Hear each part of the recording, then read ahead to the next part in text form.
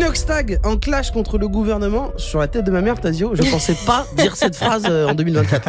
Alors effectivement, dit comme ça peut paraître étonnant, voire marrant, mais c'est surtout intéressant car cette affaire nous raconte plein de choses sur le rapport qu'entretiennent les influenceurs au monde de la politique.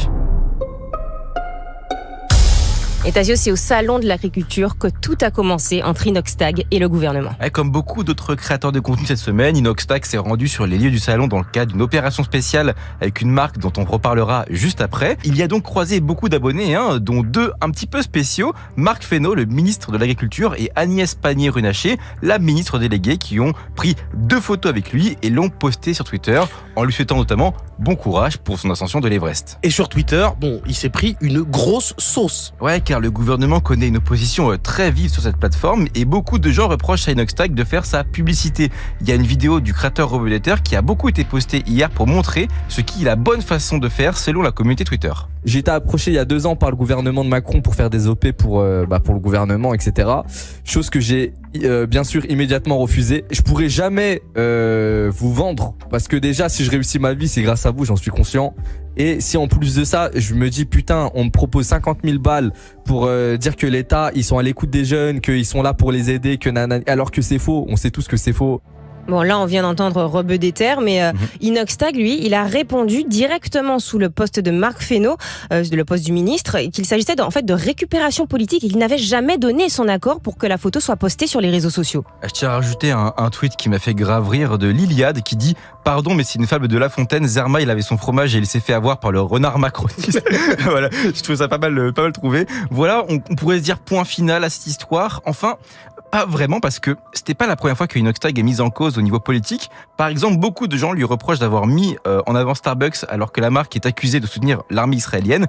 Il avait d'ailleurs un jour publié un tweet pour se dédouaner en disant qu'il avouait ne rien comprendre à la politique de toute façon, que tout ce qu'il savait c'est que les hommes et femmes politiques étaient tous pourris. Bref, il veut s'éloigner au maximum de cet univers.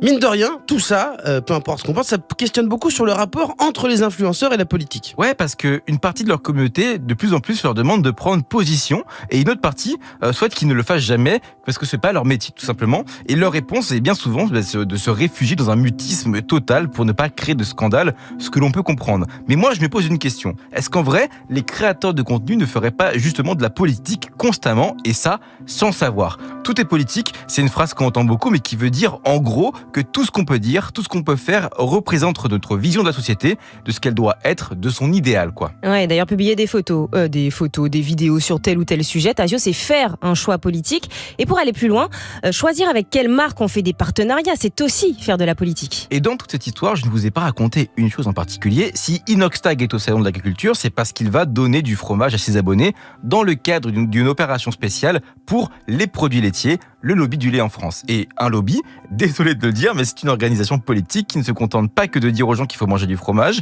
mais qui va aussi défendre ses propres intérêts auprès du gouvernement et participer à la vie politique des agriculteurs, dont on parle d'ailleurs beaucoup en ce moment.